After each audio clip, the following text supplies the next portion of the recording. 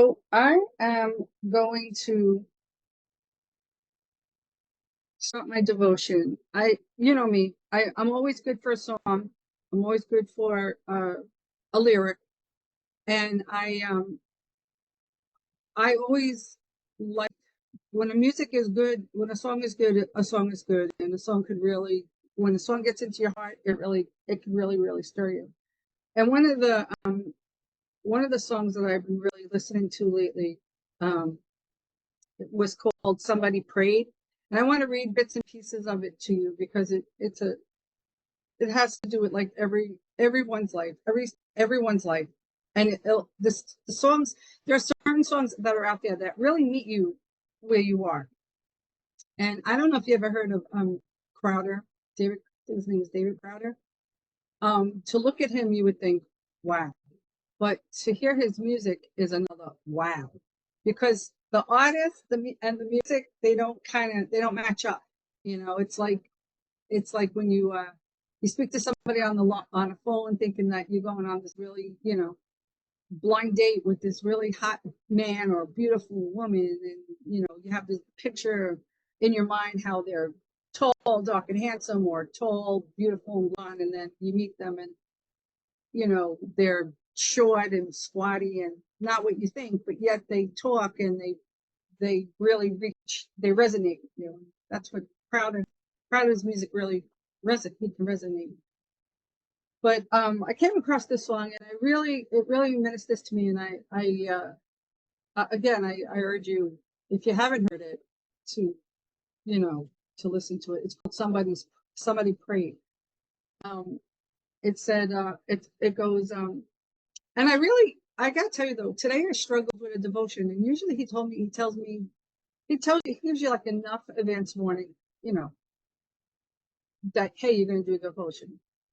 Like I think he tries to give you advance warning that hey, you're gonna do devotion, and would like to do devotion, and it gives you enough time to wait on God and pray about it and pray about it. And I really was praying about it, and I got crickets. I got silence. I got nothing. And I was like, oh, I guess the Lord just wants me to talk about silence. Maybe I have nothing to talk about. And then I played the song in the car again, and I was like, this is it.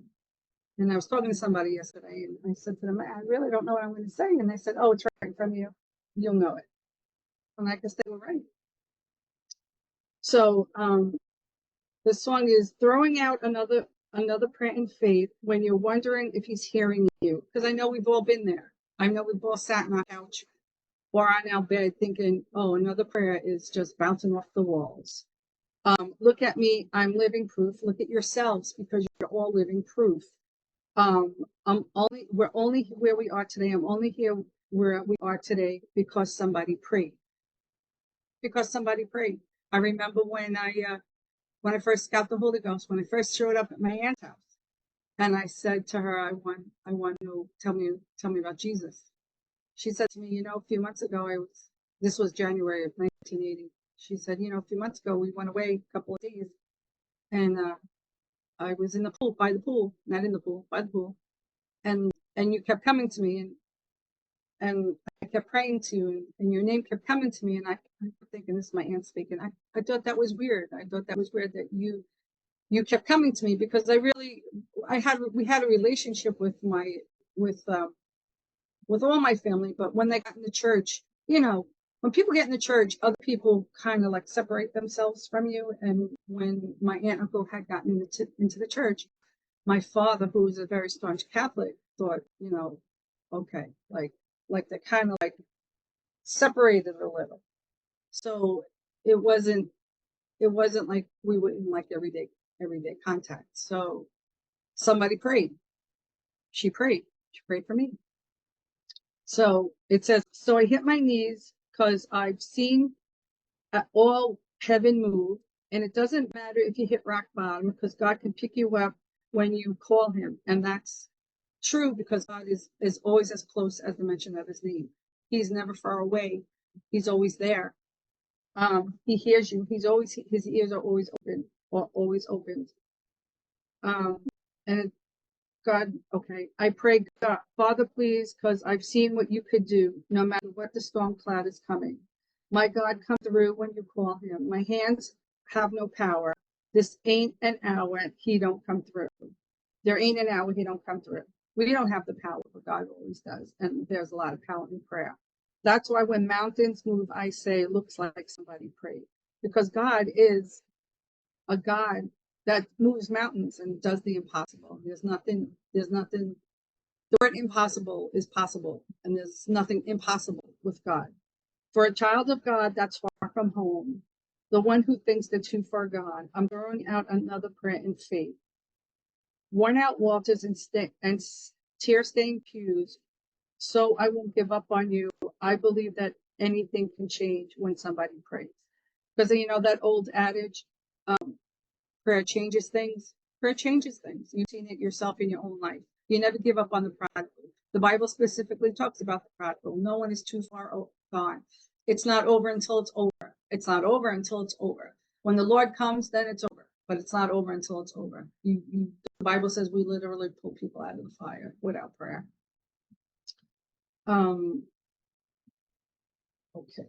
It says, I've seen miracles come from feeble words. I've seen hospital rooms turn into cathedrals. I've seen freedom come to the prisoner. And you can't tell me that prayer don't work.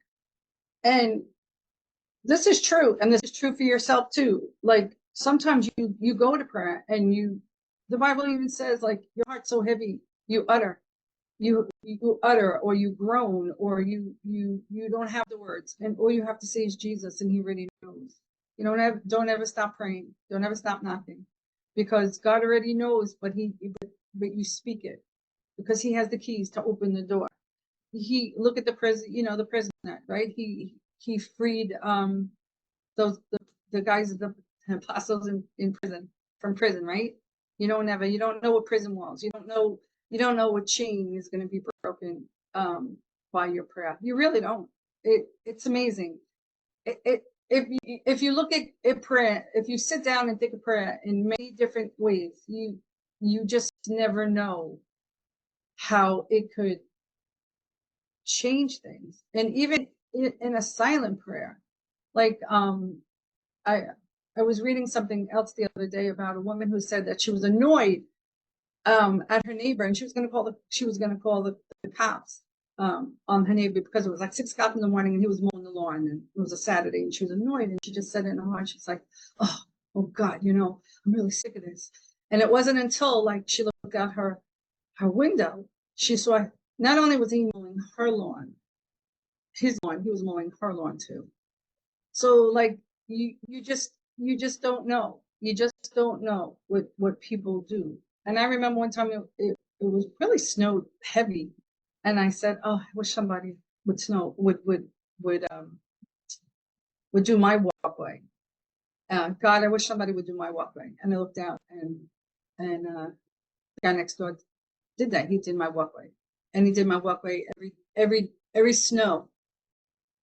Every snow, he did our walkway for like 10 years until they moved. Because some people are just good, but you just never know. When you pray for your neighbors and you pray for your neighborhood, goodness comes out. There's goodness from God comes out. So every night you're there by your bed, when you fold your hands and you bow your head, not a single word ever say is in vain, because he hears everything. And God says, cast your care upon the water. God says, give me your burdens. He hears everything. His ears are always open. He wants you to speak to him. He wants you to tell him everything. He leans over the balcony of heaven, waiting for the prayer, because God delights in miracles. God delights in miracles. He's a tremendous God. He's an awesome God. He's an awesome God. And sometimes I think we lose sight of that. And sometimes I think we lose sight of prayer and what the power of prayer. And more now than ever, we should take hold of prayer, because we're in a fight. We're in a literal fight. We're in a spiritual battle. We're in a worldly battle, and we're fighting not only for ourselves, but we're fighting for our loved ones. We're fighting for people to be saved. We're fighting just for human decency. and you should just never even uttering, oh God, just step in. And I've seen God step in. He calmed the raging seas for Peter, right? He'll calm the raging seas inside you. You know, you know, sometimes when you have like fleeting thoughts, fleeting passings of anxiety or depression, you cry out to him, oh God, help me, help me. And he does, like, and I do, like, there are moments when literally, because so much goes on in my head. There are times when I'm literally, I get paralyzed by the anxiety that goes in my head because my brain just keeps going and going and going.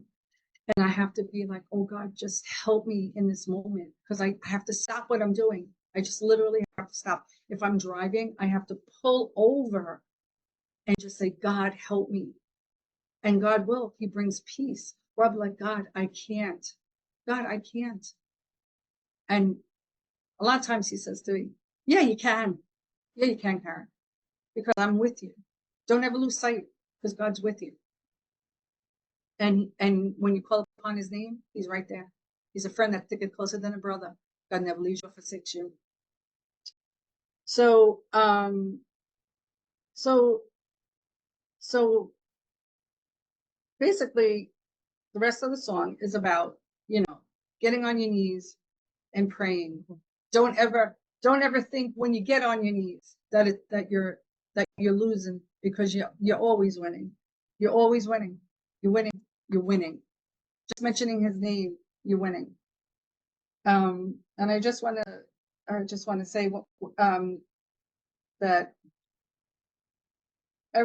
in this part of the song where it says, every night there, when you bow your bed, you fold your hands and you bow your head, you're throwing out another prayer in faith. We do that. When we do that, and you just give an honor to God. You just give an honor to God. And then when you're in prayer, the Bible says, be joyful in hope and patient in affliction and faithful in your prayer, like in Romans 12:12.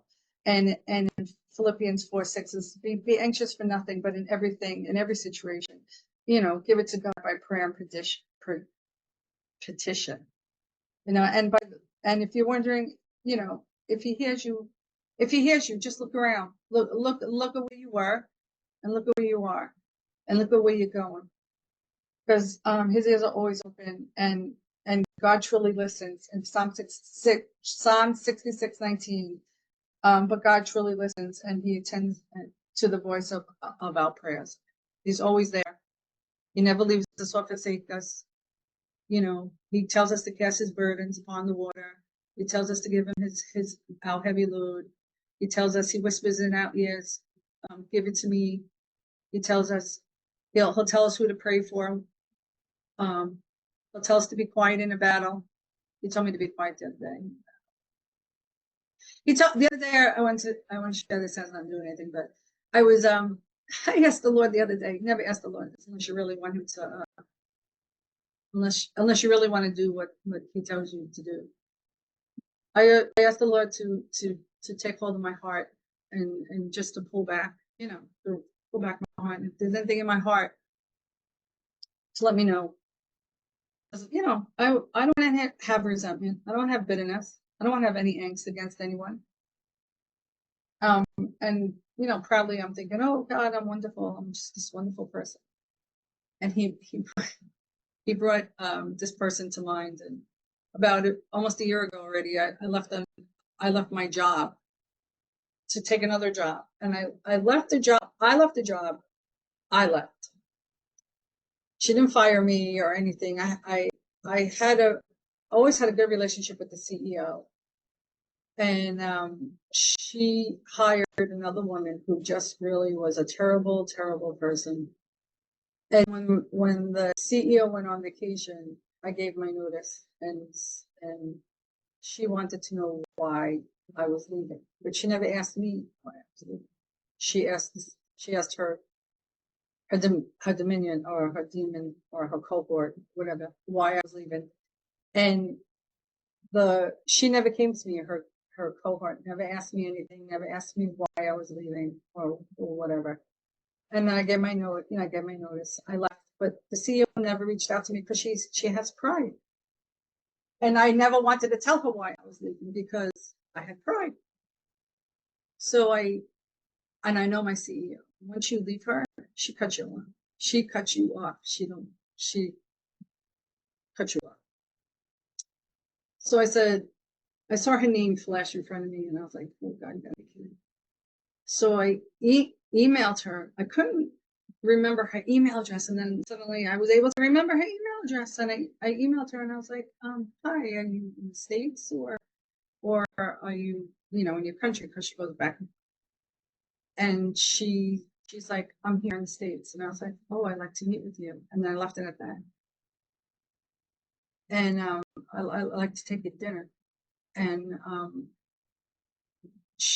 I waited a day or so, and then she said, okay, I'm at this place. I'll be at this office. How about Monday? Last night. I was like, okay. She goes, all right, let's go. Yeah, I'll meet you. And I was stunned. I was stunned that she actually answered my email. But when I went and I met with her, I felt like that was what I needed to do because I needed to clear the hurt that I had in my heart. Because I liked my CEO.